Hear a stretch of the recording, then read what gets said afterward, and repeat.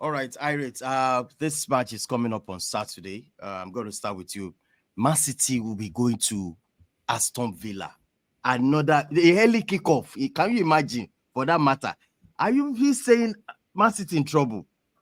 Man Because City, they have been in trouble in the last couple of weeks now. So oh it's not just starting tomorrow. And if there's one place you don't want to go to when you are struggling, is Villa Park. yeah, Even though Aston Villa, they've been inconsistent, but they are able to come up with results, especially against big teams. Okay, smaller opposition might give them a problem, but the big teams, they tend to turn up. I think recently they've had Watkins struggle in front of goal, yeah, but the good news for them is they have a John Duran that can always come in and chip in with goals, and he has been doing and that that so guy is well good. so far this season. And we know how Emery loves to set up his team. Villa Park will be buzzing. John McGinn in midfield, Kamara. These guys will be up for the game, especially knowing that Man City is suddenly becoming the Santa Claus of the Premier League. What you have to do now is play Santa them, Claus, they're past in the year. play them, get your 3 points, and move on. Move on. That is what Man City have become now. Because when you look at the game against Man United, they are not just struggling at the back, they are struggling up front as well. So they scored a goal, but that goal was more of a lucky goal because De Bruyne's cross deflected, and that Yeah, deflection took it in the path of Vardio to score the goal. Radio. Yeah, But apart from that, they didn't create many chances, even though they had the likes of Gundogan, De Bruyne, Bernardo Silva on the field. And Man United fully deserved the 3 points on that day because when you look at the games between these two teams in the past, though Man United won the FA Cup final last season, but Man City dominated that game to a large extent. yes, But this last week's game was very different. Man United actually put passes together and played without fear at the Etihad. Etihad. It was so shocking. And when they saw that, okay, we can actually have a go at these people, that was when the second goal came about. Like, let's this team is shaky. This team doesn't have the confidence, the aura that have made them invisible over the years. Then they had a go at them, and they considered 2 goals in how many minutes? In the last 8 minutes of the game. Yes. And I can tell you, Aston Villa from the first whistle will be going after these guys. They'll be doing exactly the same thing. So Man City are struggling, no doubt. Now I heard Ruben Diaz is out. It has been reported they'll be out for about 4 weeks.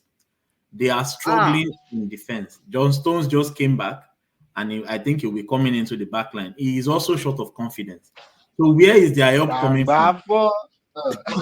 I don't see where the help is coming from right now for them. So what they need to do, and Pep, this is when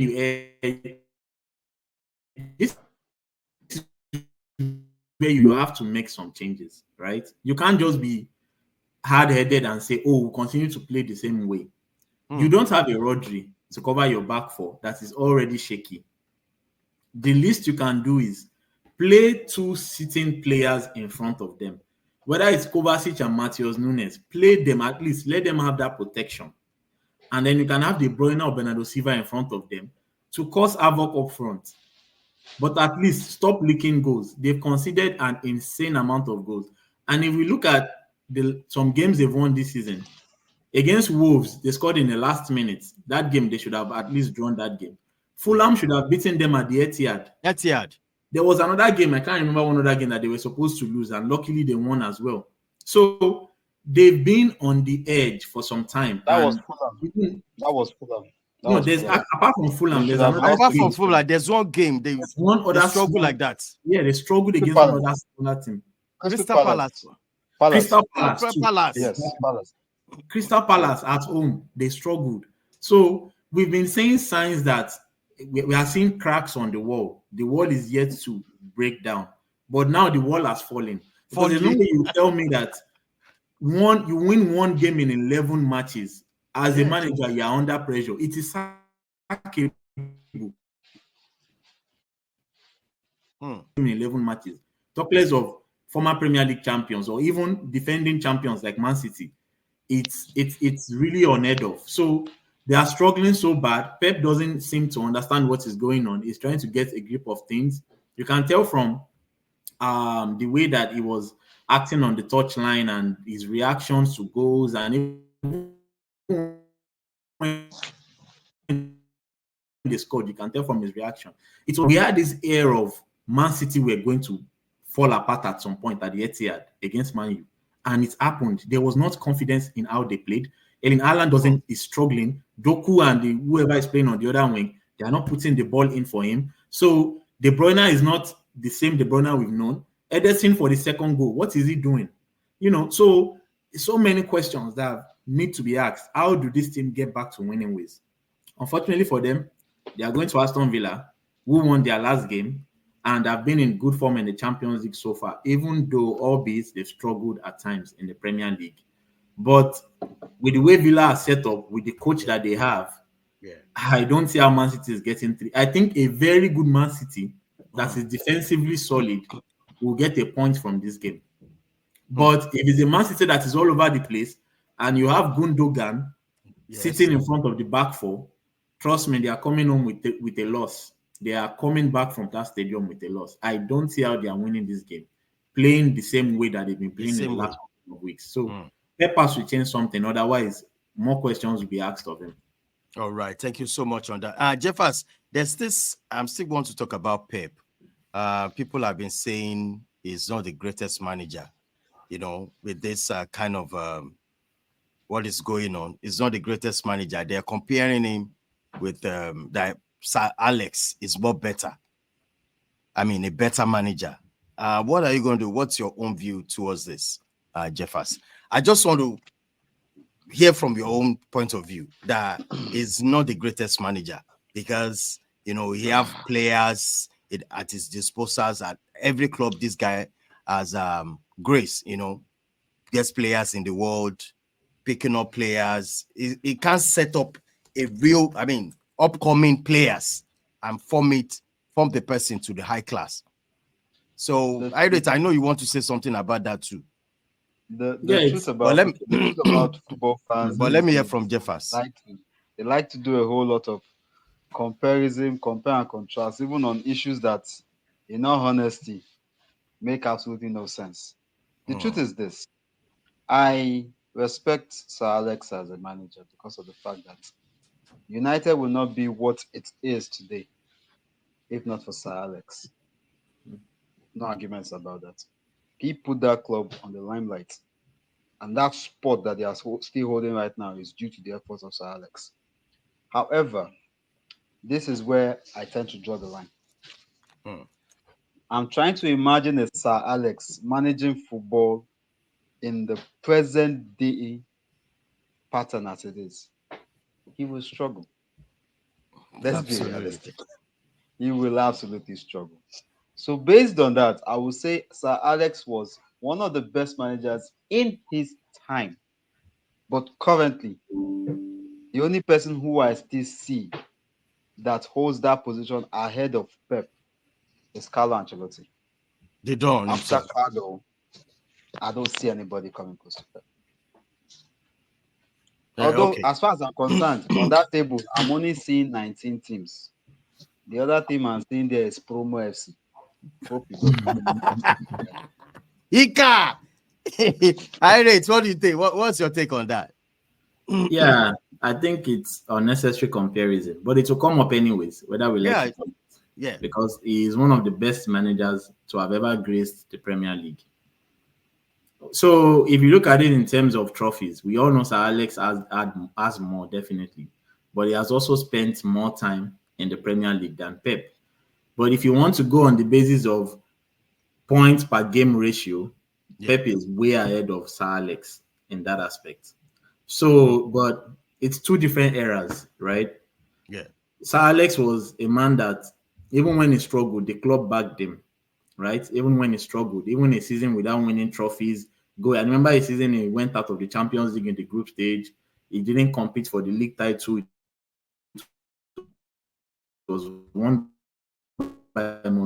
And then when you talk about football innovations, I don't think, maybe Johan Cruyff, who is Pep's mentor, I don't think there's anyone who is able to, bring in these innovative styles of play, like inverted fullbacks. It was started by Pep.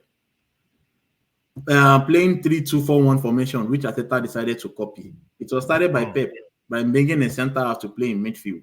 Playing as a false nine, it was actually started by Pep. So Pep has brought so many tactical ideas to this game that so many other managers have come. And you can see the likes of Maresca and the rest that have come under the tutelage of Pep Guardiola. So yeah, he's one but of people are still saying that he killed the game. You don't have players like Ronaldinho. You can you know Nah, let's you correct that yeah. mindset. The truth is that football is meant to be progressive. Anyone who is complaining that Pep killed the game is simply one person who does not enjoy entertaining football. Look, we've watched Italian football to the point whereby we all know typically what an Italian team can do. If an Italian team tells you they are coming to defend, my They will brother, defend though. it will be better. It will be better to watch paint dry than to watch an Italian football. They can defend for 90 minutes. But when a manager tells you that, you know what, I can come into a game, I have a striker, but my striker is sitting down on the bench. And he can confidently tell you that I can actually play a midfielder as a 0.9 and I will beat you as if that midfielder is a 9. That's entertaining football. What else can you call it? So the thing is this. For people who love progressive football, we tell you Pep is one of the best, if not the best. For anyone who wants to play negative, like, Sean Dyche, thank you, then you'll be complaining. All right. Let's face reality. Pep made the Premier League to be competitive as it is right now. Because the truth is that if Pep didn't come with his strategies, Klopp will not go on that race that he actually had with him for almost 3 seasons. Arteta will not go on the race that he's had with him for over 2 seasons. What are we saying? He also made it a farmers league. He And made the Farmers League. What about that? What about that? The truth is, Jeffers, you said entertaining. Yeah. There's difference between innovation and entertainment. You can be innovative, but the ideas you bring in are not entertaining. I'm not When entertaining. I Man understand City that. are playing the way they play without results, it's so boring. Look at the It's derby boring. last week. The derby was boring between Man City and Man They United. struggled. You wouldn't believe that these are two high quality oppositions playing. You would think it's Sunday league game that they were playing until Man United came to life in the second half. So that is the difference between them. But like I said, you can have innovations that are not good, but are still innovative.